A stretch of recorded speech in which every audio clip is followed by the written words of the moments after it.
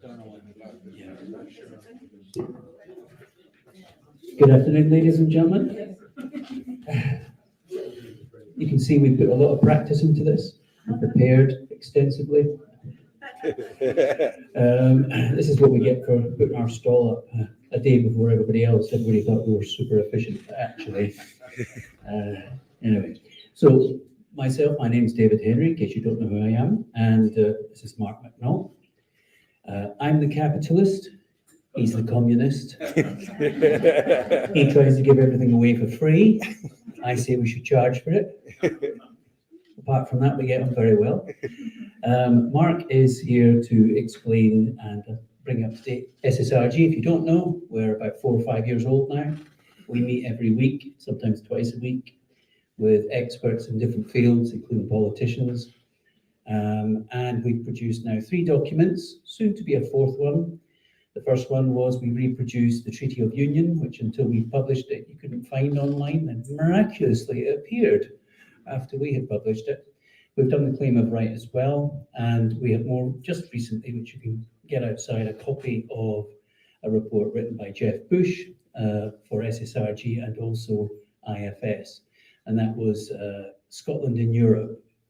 Terrible idea, obviously, but me and Mark have been to EFTA. We were there last September. We sat through their seminar, and we introduced the idea that Scotland might join EFTA. Well, there was a stunned silence of the 200 Europeans there at this idea, but it's one of the reasons we're following this up. So Mark's going to explain about the EU, EFTA, and the EEA, which is the European Economic Area. European Economic Area, which is an agreement that not all members of EFTA have joined. There's one that isn't, and I'm going to give you a demonstration of what happens. Sorry, I'm not going anywhere. It's health and safety. We just now that we're out of the EU, we don't have to worry about red tape. We don't have to worry. We don't have to worry about health and safety. We don't have to worry about standards. Anything goes down. Anyway, before I waste any more time ad-libbing, I'm going to hand over to Mark, and he's going to do his presentation. I'm going to follow with a short presentation on how the border works, and then it's open to a Q&A. Okay, so I'm going to begin talking in very broad terms about what the EU and the EEA are, for those of you who are not specialists. And a little bit about what the similarities and what some of the differences are, and then I will talk about the 4 freedoms of movement which they hold in common. And then the EU accession process, what it would take to get into the European Union, particularly since Scotland is currently out. Then also about the EFTA accession process. And then just some sort of general observations that I've made about EU versus EFTA membership in no particular order, but just the things that the issues that need to be thought about and resolved before whether it's the EU or EFTA. These things certainly need to be considered. So both EU and EFTA and the EEA are treaty-based organizations.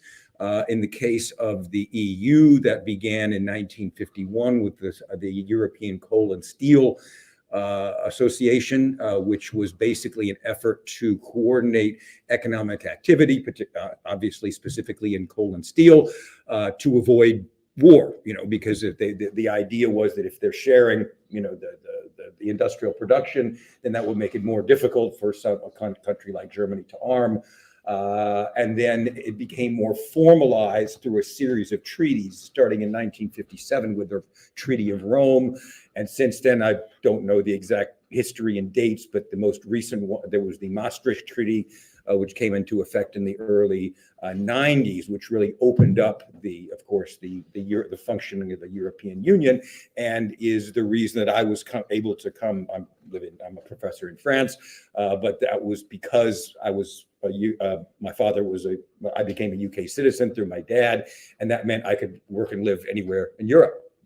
is great, and which I've certainly benefited from. So I come through at it from that perspective. Now, so the most recent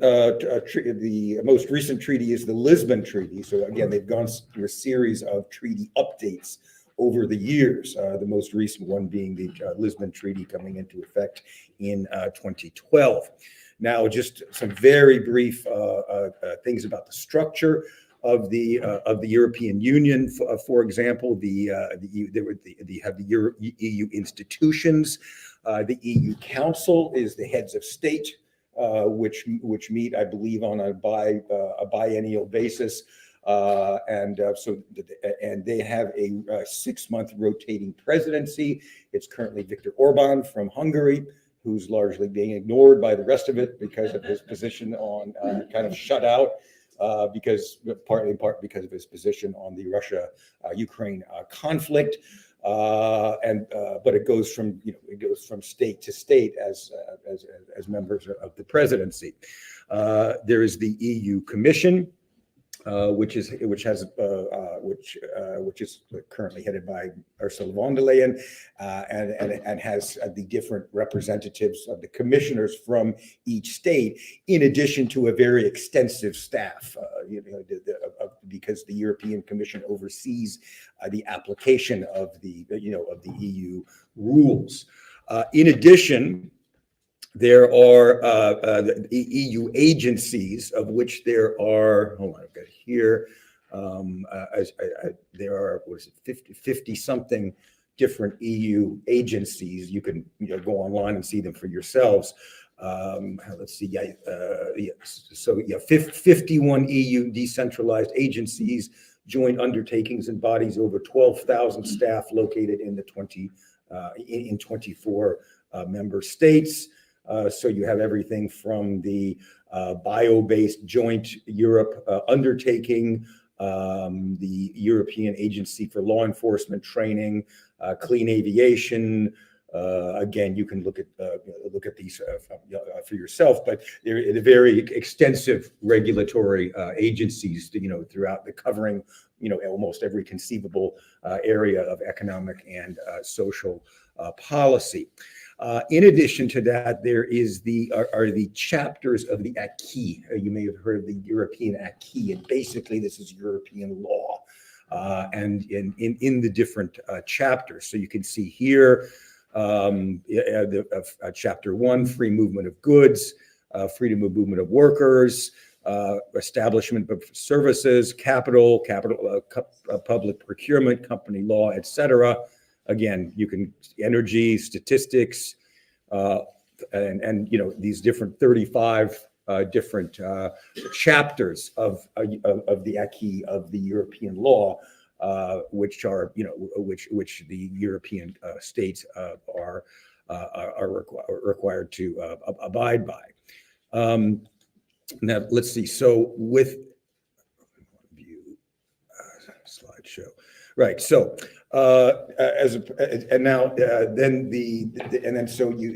European Free Trade Association. This was formed in 1960, and it was sort of seen as a kind of a midway house in between being, states and then becoming part of the European Union. As the European Union developed over time, and there are numerous states which were part of EFTA and later became part of the European Union, including Great Britain in 1973, Portugal, and numerous other states that were members of EU of EFTA and then became part of the EU. But as we see, there are those several states, the 4 states of EFTA that have not yet become have not become part of the EU. Some of them have voted not to become, or voted against going into the EU,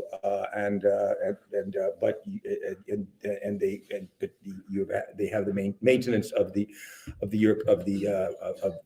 EFTA. Now they have an interesting structure, because it's kind of analogous.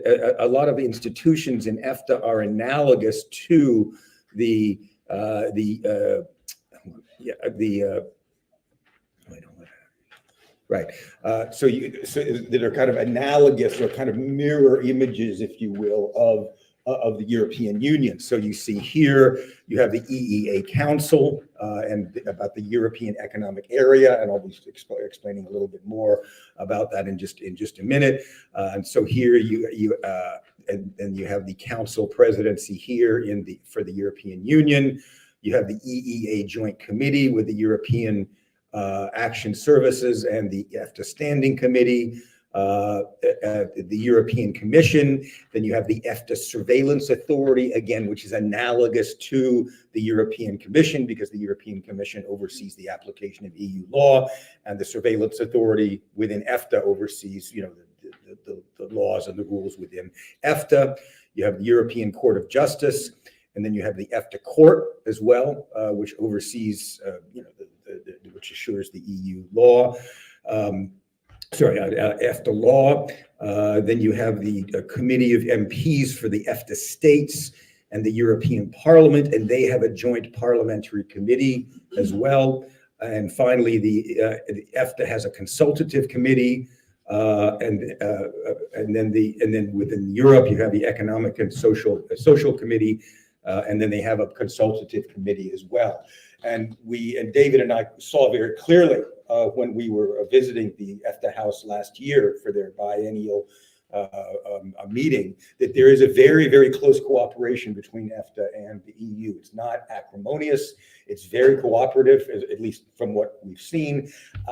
And so again, they work very well together, particularly on things pertaining to the European Economic Area.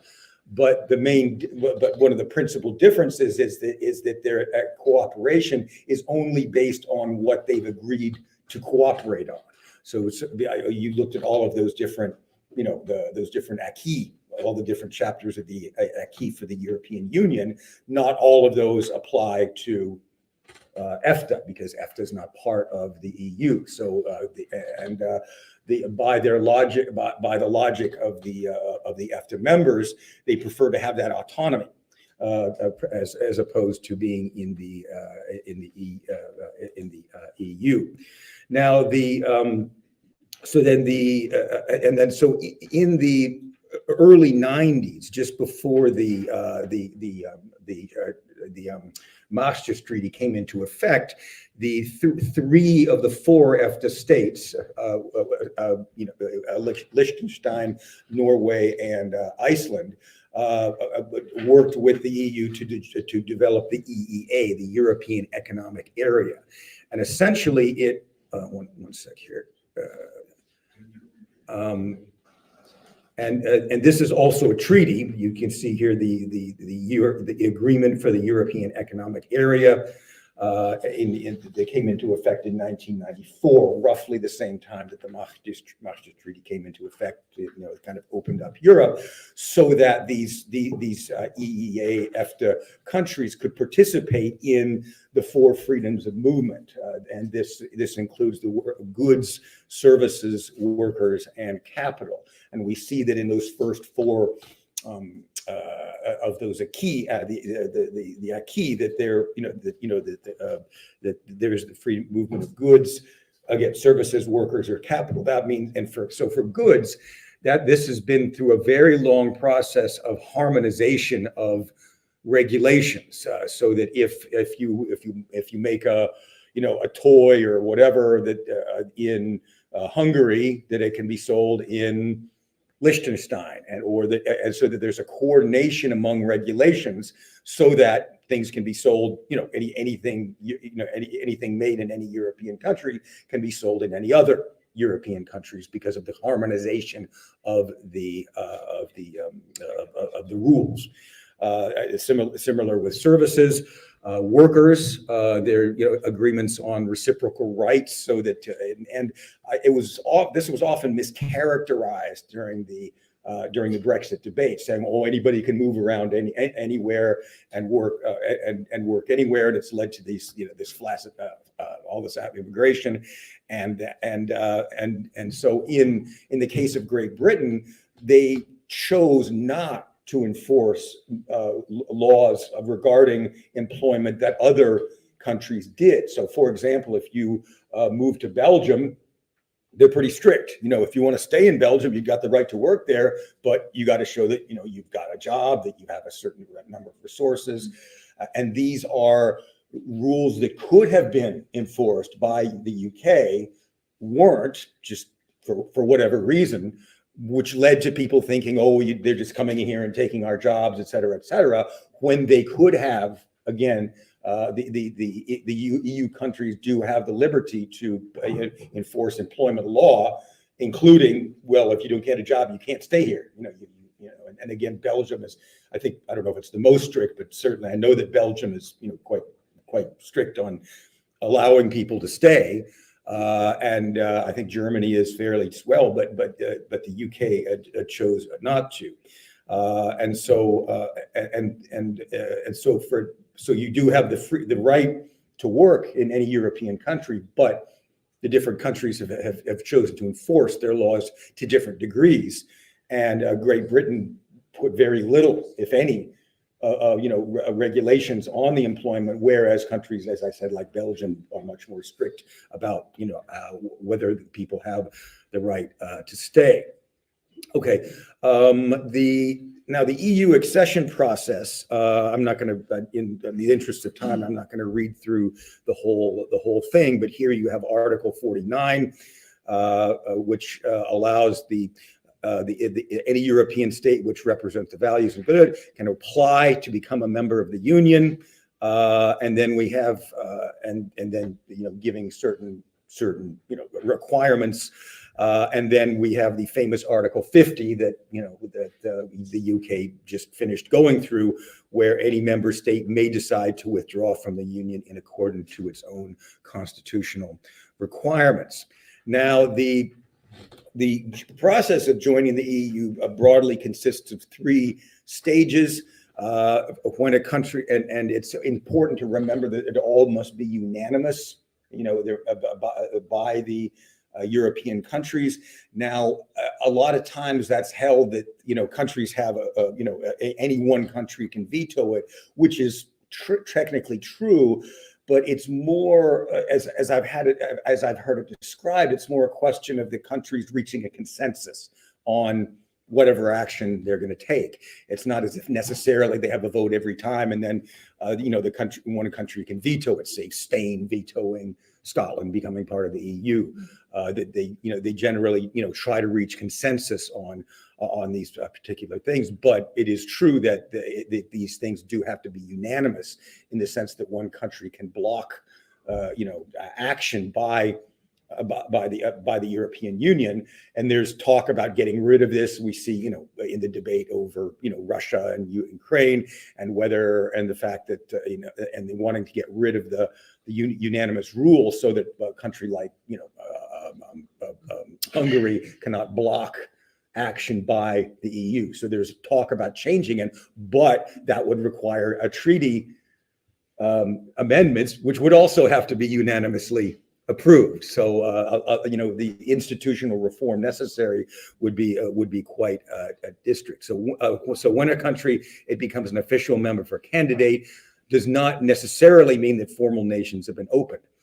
Then they move on to formal membership negotiations, a process that involves the adoption of established EU law, preparations to be in a position to properly apply and enforce it, and the implementation of judicial, administration, economic, and other reforms necessary for the country to meet the conditions for joining, known as the accession criteria. When the negotiations and reforms have been completed to the satisfaction of both sides, the country can join the EU. Sounds simple, but the process is it can be very long. It's taken different periods of time for different states, but it's at least a several year process. Once there's a unanimous decision by the EU Council, or the heads of state, then they design a framework or a mandate for negotiations for the candidate country, which take place between ministers and ambassadors of the EU government and the candidate country. Then there is the screening process whereby they go through, they look very carefully at the institutions in the member country. Do they conform to this? What do they need? Do they lack certain institutions? Do they need to create institutions in order to enforce EU law? And again, this is a very long, laborious process, and they have to do this for all 35 of the different acquis. So whether it's social policy, whether it's immigration, all this, again, they have to do all of these things separately. Then before negotiations can start, the candidate country must submit its position, and the EU must adopt a common position. For most chapters, the EU will set closing benchmarks in this position, which need to be met by the candidate country before negotiations in any policy field concerned can be closed or finalized. So then, of course, the pace of negotiation depends on the speed of reform and alignment with EU laws in each country. Then concluding the negotiations, no negotiations on any individual chapter, again, of which there are 35, are closed until every EU government is satisfied with the candidate's progress in that area of policy as analyzed by a commission. And the whole negotiation process is only concluded definitively once every chapter has been closed, all 35 of these different chapters. Then there's an accession treaty, which cements the country's membership in the EU, gives the detailed terms and conditions of membership, all transitional agreements and deadlines, as well as details of financial arrangements. And then it must win the support of the EU Council, the Commission, and the EU Parliament. It must be signed by the candidate country and representatives of all EU countries. Must be ratified by the candidate country and every individual EU country according to their own constitutional rules. Once the treaty is signed, the country becomes an acceding country. That means it's expected to become a full EU member on the date laid down in the treaty, provided the treaty has been ratified. Then it must also be ratified by the country itself. So you have a vote in each country whether or not to join the EU or according to their own constitutional arrangements. EFTA is considerably simpler, and we contacted EFTA a few years ago to ask, could Scotland join? If the 2021 Holyrood elections had been used as some kind of plebiscitary election, and they responded and they said, yeah, if there is and they were not religious, they were very agnostic on how that democratic will is expressed. It could have been done through a Holyrood election. It could still be done through a Holyrood election, but as long as they're, in their view, once there was a democratic event that affirmed majority support for independence, the Scottish government, it would have been Nicola Sturgeon at the time, it would have sent a letter to the EFTA Council. They have roughly monthly meetings of the EFTA Council. They would have considered the letter, and by all indications, they would have accepted Scotland. Then the next process would be joining the EEA, and the EEA Council is composed of all 27 members of the EU plus 3 of the 4 EU EFTA members, excluding Switzerland. Switzerland is in the free market and the 4 freedoms, but they do sit through a series of bilateral agreements, very complicated. And David will be speaking in much more detail about how just horrifically complex that can be when you're outside of the EU, and the necessity of that. And so then then withdraw. So they basically just ask. And given that rather than 27 members, you've only got 4, it makes it much easier, obviously. And many of the countries are very sympathetic to Scotland's membership, as David and I found out at the EFTA meeting last time. Withdrawal, any member state can withdraw, provided it gives 12 months notice in writing to the depository, which shall notify the other member states. And before the withdrawal takes effect, we shall agree on appropriate arrangements and equitable cost sharing relating to the withdrawal. And so there is not this long, drawn out process whereby you have all of the, in these 35 different areas of policy, everything has to be agreed on. The conclusions can only be concluded once all 35 of these different acquis are agreed on. You saw how complicated it is, and again, of course, you can look up online and see the process itself, so with the remaining of the time, how much time do I have? About 5. Oh, geez. So I'll just go through very briefly some of the observations that I've made. As I said, this sheer complexity of becoming a member of the EU, requiring anonymity, and could easily take, even if Scotland became independent, today, then it could easily be a 10-year process for to officially join. And as I said before, with EFTA, there are only 4 members, and they would take a democratic event as an indication of majority support for independence. This is different from, and you'll recall that during the UK Brexit the Scottish referendum in 2014, you'll recall that there was always this threat of the Spanish veto.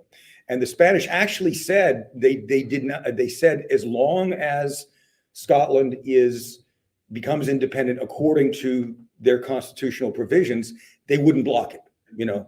Of course, they have concerns over Catalonia, and so their stated position was if Scotland votes to become independent and the UK recognizes it, they would not block Scotland. So there was a lot of rhetoric, the Spanish will veto it, but in any case, this makes it much simpler.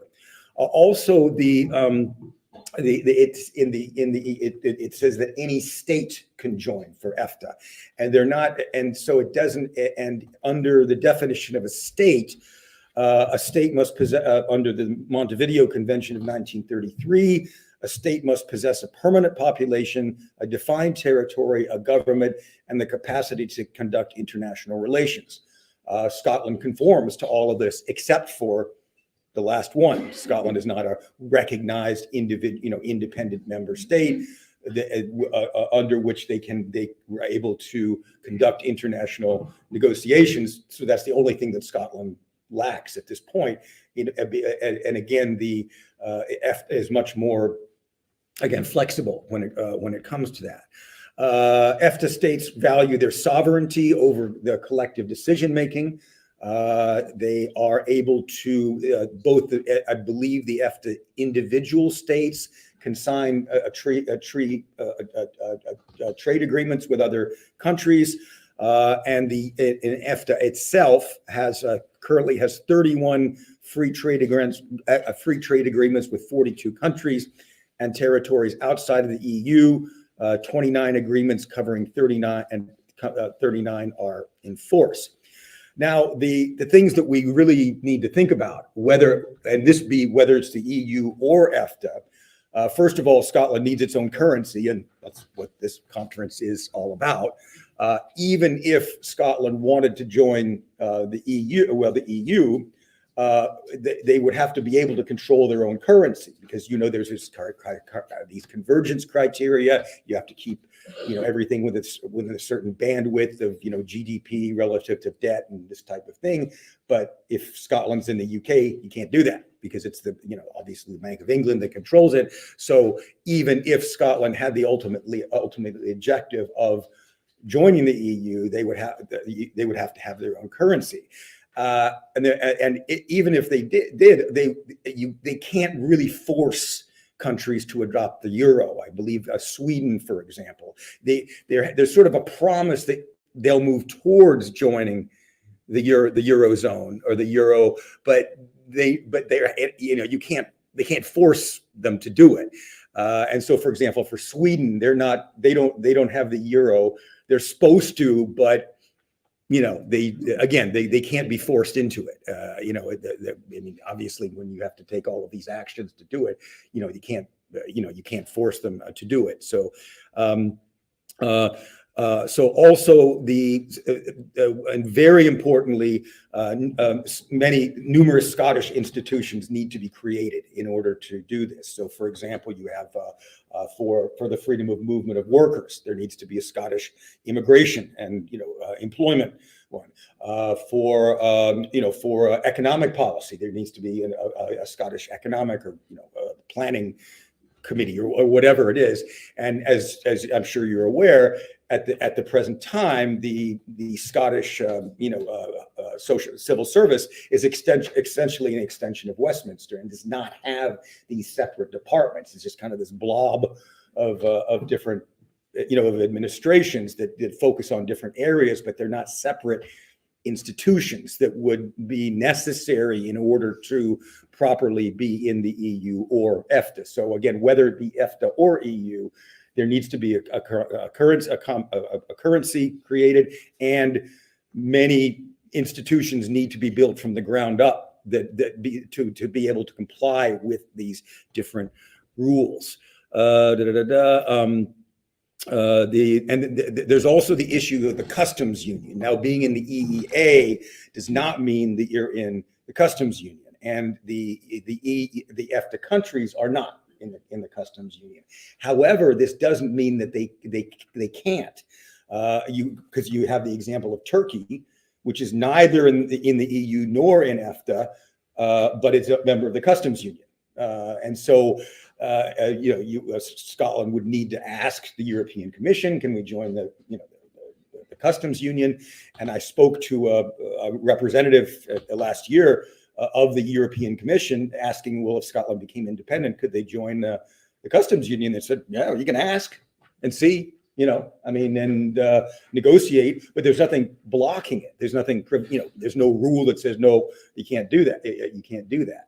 And that's the same with all of these different institutions. It's a question of, negotiation, working with it, but that Scotland is not able to do right now because it's not an independent country. But all of these things become possible once they are.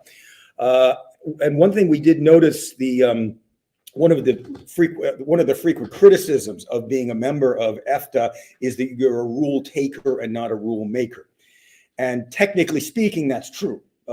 However, as I said, David and I last year witnessed a very high degree of cooperation between the EFTA and the EU over their shared competences, and the EU, whenever there's a law, they have to submit it to EFTA for consideration and possible revision, and oftentimes they make very good contributions to the law, which are accepted by it. So while it's true that EFTA cannot block, the adoption of whatever law, they can have a positive influence over it. And I asked him, one of them, have you ever had rules by the EU that you really didn't like, and they could maybe think of one or two over the years that they were seriously objected to.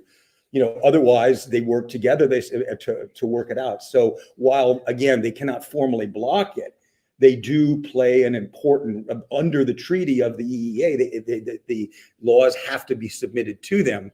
I'll wrap it up. For due consideration, and they also, let's see. So also nothing prevents EU membership after EFTA membership. I asked a member of the commission also if Scotland was in EFTA, could they join the EU? Sure, nothing prevented it. The UK did, many other countries did too. So there's nothing blocking being in EFTA first and join the EU later. Also, very importantly, EFTA countries can participate with all of those EU agencies a la carte if they want to participate with a Eurostat or whatever thing. They're welcome to, and often their participation is welcome.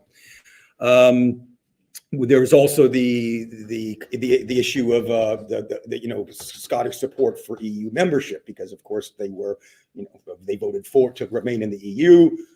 They were taken out. And there's the idea, well, Scotland supports EU membership rather than EFTA that polls show.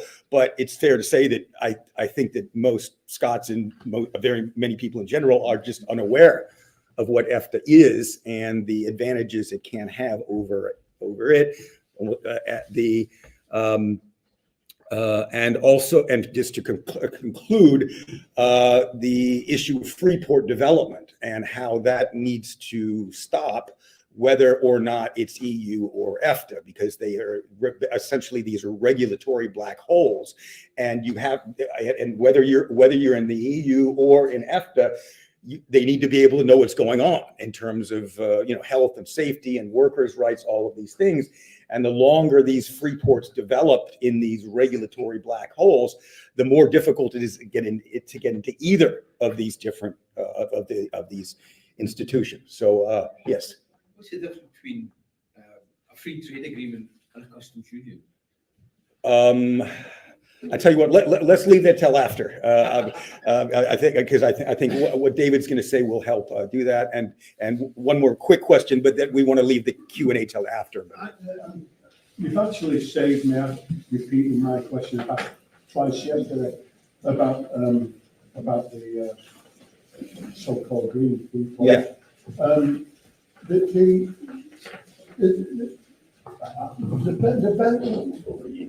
One of the guys that answered me yesterday didn't seem to know much about it, which is not his fault. He's not looked up on it yet. But the other chap later on said that we'll just pay out damages, for breaking contracts and things. But is that feasible? And how will that ramble on for? Okay. That's a good question. To be honest, I'm not sure. I don't know, but it would also, there may have to be these types of payouts, but at the same time, if Scotland actually had real powers over that, maybe they wouldn't have to. It's a very open question that I don't think we know at this point. Anyway, over to you, David. Excuse me for. Okay, ladies and gentlemen, thanks for the little break. We've got the technology working, thanks to EU regulations. There is some coffee still there. There was tea, might be running out. So I'm going to give you a very short demonstration, because before being involved in politics and being a director of SSIG for the last 4 years, I used to work on a motor show at a motor show company in Geneva. I did that for about 12 years in a row. And Geneva, if anyone doesn't know, is in Switzerland. It's all made out of chocolate. All the police have guns, and everything's very expensive. It does all work, yes. And they're very clever at design. They designed the Geneva Exhibition Centre right next to and connected to the airport, unlike Edinburgh, where you have to use a very expensive tram, which is not much good if you're trying to get goods and services in and out of an exhibition centre. Anyway, so quite a few years ago, for myself, I set up a company called Real Digital Art. And it was mostly motorsport art that we did. And I managed to book a space about almost the size of this room in the Geneva Motor Show. So I'm going to travel from Edinburgh with all the goods, all the pictures, the frames, you name it, even the wood to build the stand. I took it all with me. And part of the booking process, like any exhibition place, they all offer you services. So the electricity was about 150 euros to have it connected, which was awfully nice of them. And if you wanted to have a carpet. So have we got any carpet layer experts here? No? Well, they wanted to charge for the thinnest carpet in the world. I've got a sample of it here. Because after what it would have cost, of course I brought it all the way back. So this carpet's come all the way from China, went all the way to Carpet Mill in Edinburgh, in Saughton, And the same carpet is what they were going to fit in Geneva. And to fit this carpet, look how thick it is. I mean, it would last all about a week, which is what it's designed to do, of course. They wanted to charge 25 euros per square meter. And I needed about 110 square meters, I think, if I remember rightly. Anyway, it was thousands of euros for a piece of carpet. Oh my God. So I went to Saughton Carpet Mill in Saughton in Edinburgh, and I found the same one. Can anyone guess what it costs per square meter? No. Well, you're not far off. It was £2.75. And I thought, wait a minute, £2.75 versus 25 euros. I think I'll just buy the carpet and take it with me. So that's what I did. Yes. However, you're going to Switzerland, which is not in the EU and it's not in the single market. The UK was at the time. So up until then, if you went to France, I did motor shows in Belgium, etc., it was really easy. You filled all the van up with stuff. You made sure it wasn't overweight. You had enough money, your passport and your driving license. You drove, usually to London, down to Dover, got on the ferry, and you were on the ferry, and then you were in France, and then you were in Belgium, did the motor show, and then drove all the way back again. And nobody checked anything. Well, that's not what happens if you're going outside the EU single market. So, a nice little, welcome to Real Digital and the story of a carpet. I get, before I bought it, all thinking I've saved myself a lot of money. I had actually, but so welcome to our thing. So, we need to understand how borders work. It's going to be very important for Scotland. We have one land border, and that's with our neighbour in England. And at the moment, all trade goes down south. Whether we're sending anything to the EU, the single market, it all goes nearly always down south and leaves from a port in England, something that Scotland desperately needs to fix. So, we're also, apart from this, Scotland is in a unique position when it comes to joining either EFTA or the European Union. I'm a great fan of EU regulation, believe it or not. However, I did get caught out trying to import vacuum cleaners for a new brand from China, because it turns out they've got the EU directive, I think it was 199 or 1999. And I thought, look, tell a lie, it was all the sixes, because I thought it was evil. That's right, I remember now. It was all the sixes. And they have a whole list of things that they're trying to achieve. Recyclability, so every product must be recyclable. The motor in a vacuum cleaner must last a minimum of 500 hours of life. Someone should tell Dyson this, he's a great fan. So they have all these regulations on that particular product. But Scotland is in a unique position because obviously we share a land border now with a country that's not in the single market and is not in the EU any longer. And if Scotland is going to join either EFTA and the EEA agreement or with the EU, we have to have a border with England. Now that can be a good thing. As I couldn't find a picture of zombies coming at you dressed in Union Jacks, which is what I was looking for, but it turns out nobody's made one yet. I thought, well, could you imagine another pandemic, and they're all, AI could do it. Well, maybe it will be useful for something one day. Yeah. But I envisaged that. I wanted to show you the Scottish border, and here was a sea of Union Jack zombies coming at us, and we've decided we don't want to let this pandemic across the border, so we're going to close the border. That's what most countries can do. So we're also part of the common travel area within the UK and Ireland, and that would continue no matter what we do, because it was there before we joined the EU, so it's quite possible to keep it. So this is it's fairly important. Oh, I've got a blank one. I can see it. I should have spent more time preparing this. So EFTA has, as Mark has already said, 4 members, but only 3 of them are actually in the EEA agreement.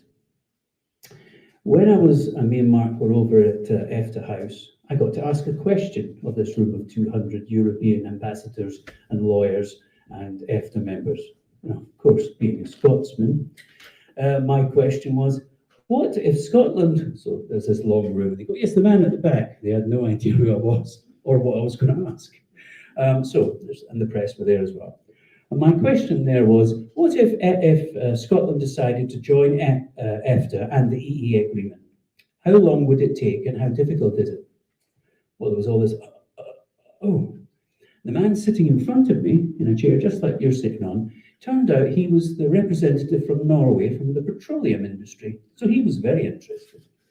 And also they had pointed out at that meeting how helpful Norway had been to the EU in these difficult times with energy shortages.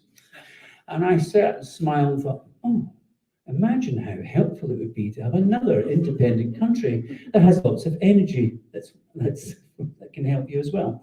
So it's without a doubt Scotland would be welcomed either in the EU or in EFTA. There's no reason why they wouldn't want us. So the EEA has 30 members, as Mark has touched on, and that includes the 27 EU members and, of course, the EFTA members as well. But uniquely, Switzerland is not in the EEA agreement. It's not in the single market, as I was soon to find out. Mind you, I knew this before I went. I just never had to deal with the paperwork before. So Switzerland's not in the EU and it's not in the EEA. So what does this mean for my lovely little cheap carpet? Well, before you ever take anything to trade outside of the EU, you're going to need to know all the commodity codes for every single product. Now, when I had a van full of wood, which was much cheaper from B&Q than it is in France, I had to look it up. So what is this cardboardy wood stuff? Oh, it's got a code. You've got to look up the code. I had to look up the code for what's this made out of? Polyester. Anyone know the commodity code for polyester? No? Oh, well, I do. And so I had to look all this up. Then you have to tell it how heavy it is, how much it's worth. You've got to have paperwork to show how much you paid for it. Yes, £2.75 square metre. I should buy it in bulk, ship it to Switzerland and sell it for €12. I'd still make a profit. Yeah, so they want to charge a small fortune. Oh, that's not meant to be there. Oh, the last one was. Oh, right, no. And all my pictures have disappeared. Right, never mind. Never mind, that's ruined it. So I'm going to get, so very quickly. So not only did I have to find out all the commodity codes, not only do I have to value them all, weigh them all up and find out what country of origin they are. So the picture frames that I bought, it's got glass in it. What is the code for glass? You have to list that. What's the code for the wood and surround? You've got to list that. You've got to list how heavy it is. You've got to have the paperwork that shows how much you paid for it and that you've paid VAT, etc. You've got to list every single thing that's going to go in the van. Then you've got to find an agent. And this is why a customs union is absolutely essential, and politicians generally don't know how the world works. And this is pretty obvious. Brexit's proved they didn't know how it worked. Otherwise, they would never have suggested it in the first place.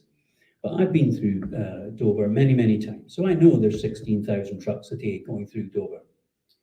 Up until Brexit, hardly any of them were ever checked.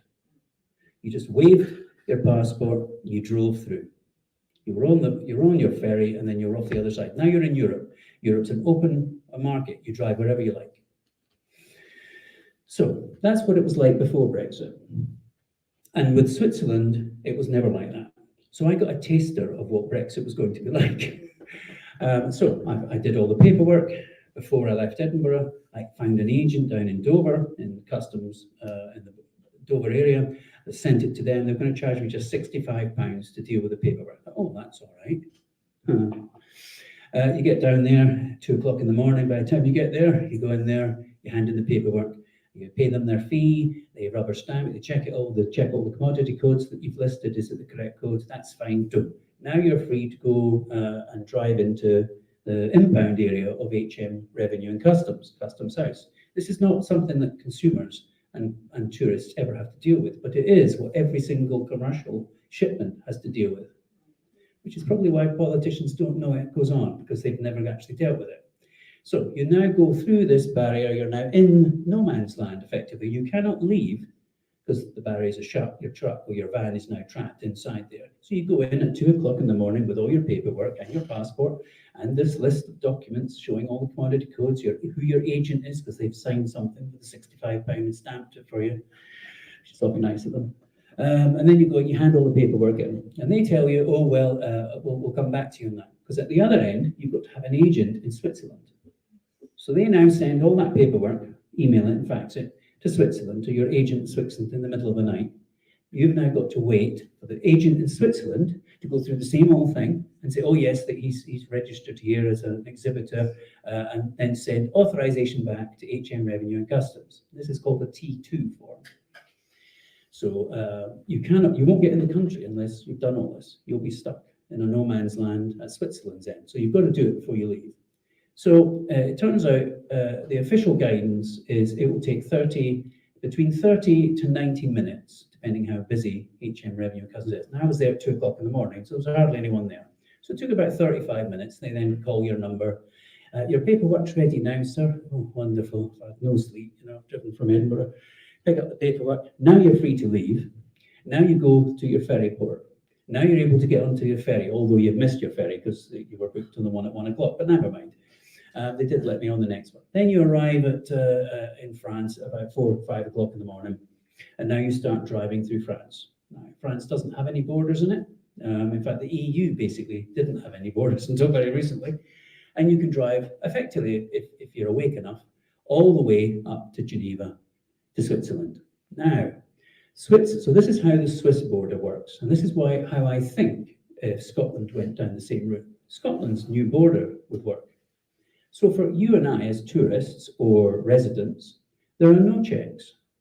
There's CCTV cameras everywhere you go, so you are logged in and out, and there are spot checks where the nice gentlemen with guns and nasty dogs will stop every car and ask to see in your boot and all this. Have you got any secret people in the boot of your car? Does it look like you could fit anyone in there? No. Anyway, you go through all that. So that's all very easy. It does not affect ordinary people. It affects commercial business. It affects commercial vehicles, vans, trucks. They are not allowed to go through the little border checks in villages. So Scotland will have border checks, which are unmanned, but are electronically watched. And if a commercial vehicle goes through it, the police and the authorities will immediately know. So I can assure you, I know this happens in Switzerland because I did it.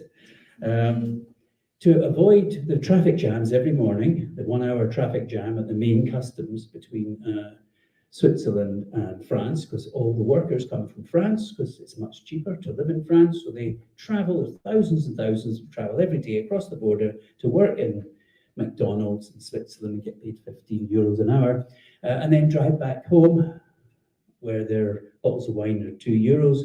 So of course that's what you're going to do, isn't it? So there's a huge traffic problem with the customs checkpoint. So I thought, well, I don't have any goods anymore. It's already all over there. It's already in the thing. I'll just go the little route that I remember from this little French village. You go down this tiny little road, and then there's this little quaint old building. It's got some cameras on it, right enough, and it does have a Swiss flag on the top and an EU flag. All right, and you drive through there. Did that for 3 days in a row. Thought, heck, look, I've managed to cut out all that traffic. So one morning I did this. I thought, look at all that traffic up there on the viaduct thing. My God, thank God I'm not in that. Drove over there. I'm now in Switzerland. I know the route to get to the thing. That'll save me tons of time. And the next thing I know is there's a police car in front of me with lights, police car behind me at lights, another one down the side of me, pushing me off the road, pointing guns at me. Luckily, my sense of humor kicked in, so they didn't shoot me. Anyway, so they said, have you got your papers? You got your papers? Yeah, sure. Hand them a passport. You're English? I went, no. No, escocese.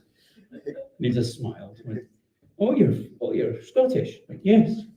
What are you doing here? I went, well, we're actually at the motor show, which is a big event in Geneva. So I went, can you open the van? It's a huge van, one of the biggest ones you can get. So, yeah, sure. And then walking down there, and there's all the dogs, and they're all there with the guns pointing at me. I thought, bloody hell. And it's not even 9 o'clock in the morning. Anyway, he says, what's in the van? I said, nothing, just rubbish. Rubbish? I'm not sure he'd heard the word before. But I owned up. It's, of course, just bits of cardboard and rubbish because there's nothing in it. It's all at the show. Yeah, we're at the motor show. All the stuff, it's already been checked with the agents, already there. That's fine, you can go. I thought, okay, the next thing I turned around, they've all gone. I thought, Jesus, where do they? They appear from nowhere. What it proves is that their border works and commercial vehicles cannot sneak across. As it was, I didn't have anything in it, so it was just me and the passengers I had. But that gave me a taste of what the border's like. So the paperwork in itself isn't that bad. So trying to come back, I'll give you a quick thing coming back. So the motor show's finished. I've done quite well. I don't know what happened to the other slides. They were there, but it disappeared. And you've got to list everything that you're now taking out of the country. So all the same commodity codes, all the same thing. And then I thought, I'm just leaving this wood. I can't be bothered. I'm not unscrewing all the walls that I built. That's because I built an art gallery, basically. I thought, I'll just leave it. Oh no, if I do that, they'll charge me some couple of €1,000 for recycling. So no, I had to dismantle it all and pack it all back on the van and bring it all back. I thought, yeah, this wasn't such a great idea. After all, I should have just bought it in France, and left it there. Anyway, so they list everything. They're very conscious on green issues. So on the way back, you then have to list everything, and they compare it with everything that you brought in. And anything that's obviously not there, they want to know what your sales price was. So therefore, they calculate the tax you have to pay. Right, so it's only 2%, so 2% sales tax. It's not that much, but you still have to list all of this. Then you go into DHL Express, which is they're the agents. Now, imagine a motor show that's had maybe 1,500 exhibitors there, and they're all trying to leave the country. They've all got trucks, Ferrari's been there, they're all there. Yes, and they're all got their paperwork in with their agent, DHL Express, and they're all waiting for their things to be cleared. So you're there. You could be there a whole day waiting on your paperwork coming back. And all I had to pay was €700 in total tax and duties anyway. But 400 of that was a administration fee. Right, administration fee for doing the paperwork. And that is what happens if you're not in a customs union.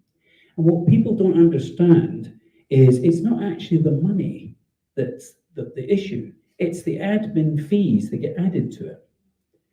So we must have a customs union. And I think me and Mark are both of the same opinion after meeting EFTA.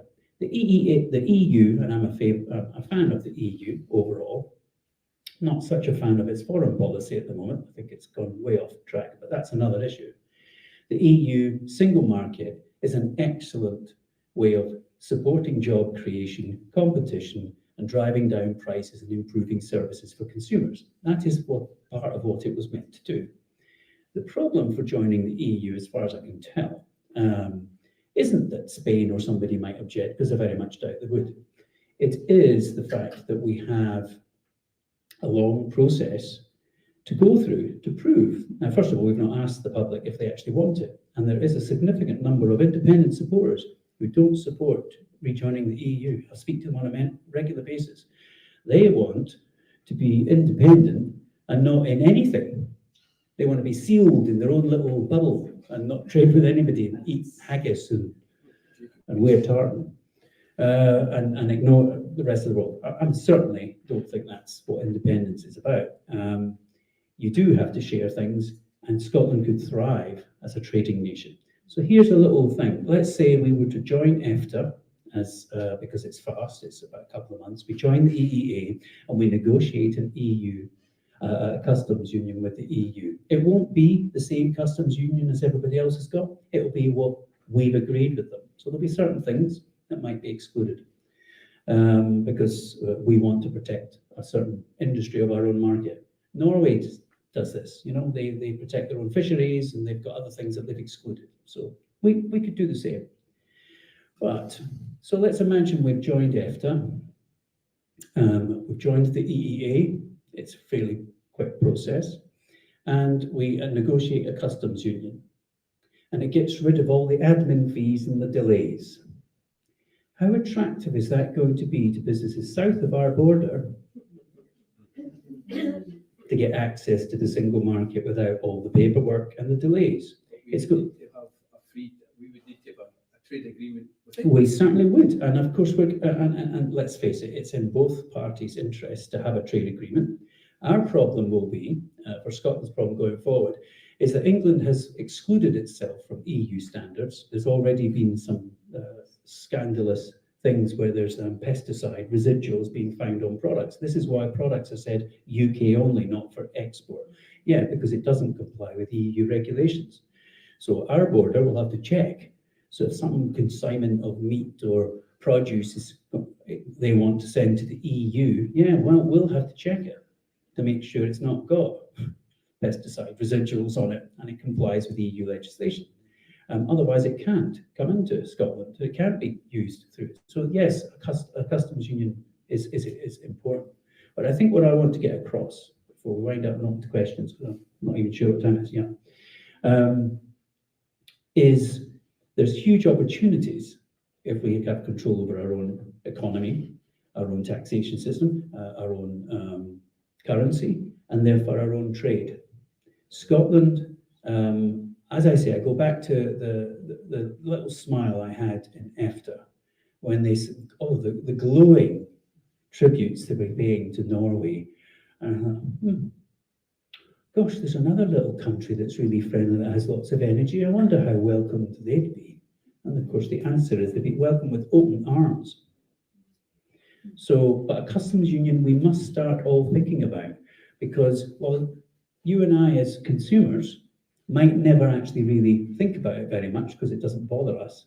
Yeah, but every business does. Every little craft business up in the Highlands that wants to send stuff through the post to customers in Europe. At the moment, and I've got another little thing. So it's not that there's any customs on it, but if you send something over a certain value in the post to someone in Germany, for instance, from the UK, it becomes vatable. There's not actually duty on very many products. I know this. However, the admin of collecting the VAT, because you're no longer in the single market, you're outside it, you'll find DHL, the post office, will charge you £12, no matter how much the value is, just to collect the VAT on that, whatever that they're delivering. It means that people don't trade with you anymore. So we're open to questions. If we joined the EFTA, would we then, if we joined the EFTA, would we then have to start to negotiate a customs union in Europe? Yes. Yeah. So the benefit of being in EFTA allows us to do that. Is that what you're saying? After you're in the single market, you're in the single market, but you're not in the customs. And very quickly, also, EFTA already has an agreement with the UK as well. I don't know much about the nature of it, but if Scotland was to join EFTA, they would benefit from the trade relationship that EFTA already has with the UK. So, thank you. I found the pictures.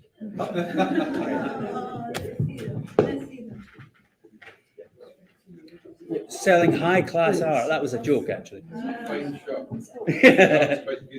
There's the costs. So thanks very much, David and Mark. That was really interesting. I'm Mark Williamson. I'm from the Yes Group called Yes for EU. So, you know, the name perhaps suggests to you that I am very much in favour of the EU, and our group is as well. So there were one or two things that I would pick up on. This thing about 10 years to join. It's very variable, actually, how long it takes for different countries to join. And some have joined very, very quickly in a matter of months. So the fact that Scotland is already very familiar with everything to do with the EU, having been with the UK member for decades, plus we have been assured that it would be not that difficult for us to comply with the acquis. We have good standards of democracy and rule of law, and we would be very welcome. Scotland would be very welcome in the EU for that reason. So if you have a look at what experts say about how long it would take to join, it could be quite quick. If you look at the writings of, for example, Kirsty Hughes and Stephen Gibbons. Other things that there's loads of points Yeah. there that I would really like to discuss. But one thing I would like to ask you about: why would you not support membership of the EU when recent poll found that there is a good majority support for independence in Scotland if there is certainty about joining the EU? Why would you not focus on that as a key factor, regardless of what you actually think about EU or EFTA? The fact that people will support independence as a means of getting into the EU, why would you not support it? I can give a quick answer to that. From a practical point of view, as I mentioned before, the EFTA would be joinable within weeks or months, and also with. And in addition, and while it is true that Scotland does, conform to many of the acquis because they were also members, there also needs to be the construction of the different institutions within Scotland that would be able to assure that these things were abided by. And so our suggestion is that there's nothing contradictory about joining EFTA first and EU later. But Why, if you want to join the EU later, why not just get into it straight away as soon as possible? Get an association agreement even before candidacy, and you get access to benefits while you're joining. Go ahead. Thank you. Can I just give you my simple thing? So first of all, these EU institutions won't happen overnight. Unfortunately, our current government and administration is taking us further and further away from being able to join the EU, i.e. free ports.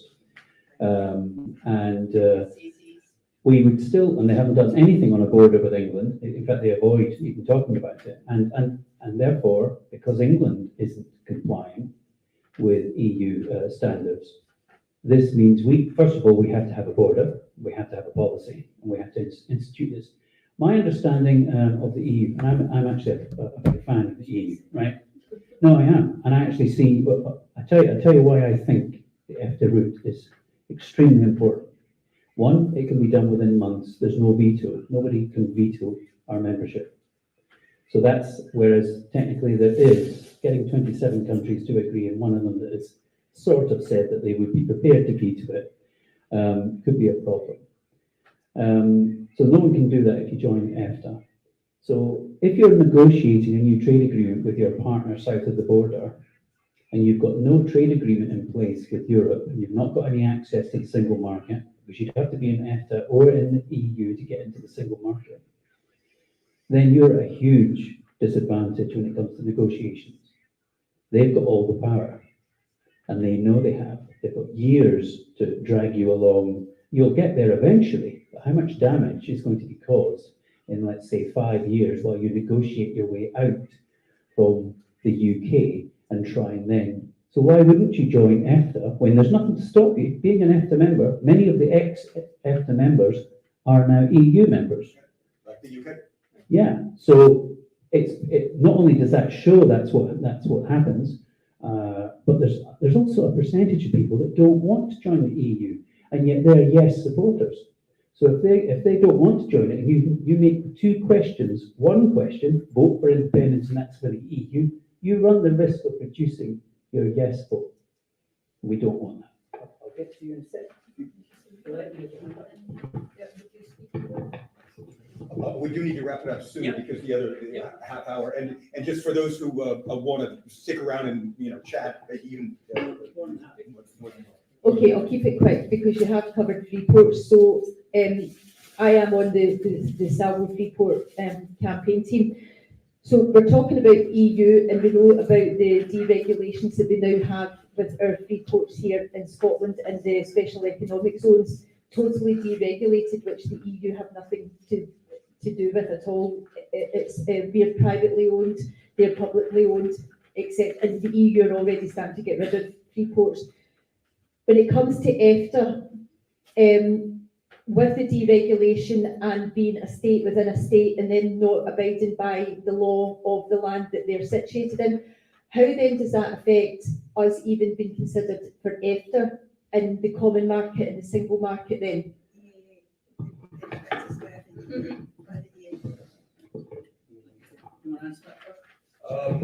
Let's see,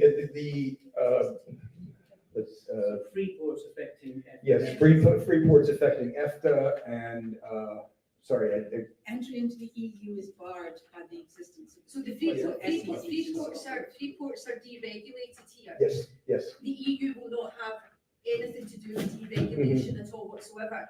So because we've already got special economic zones, 18 of them in the 2 free ports that are totally deregulated because of the UK government, if we're wanting to enter into EFTA, any negotiations with EFTA, how then does that affect us? EFTA, will they consider us because of what we've now got in?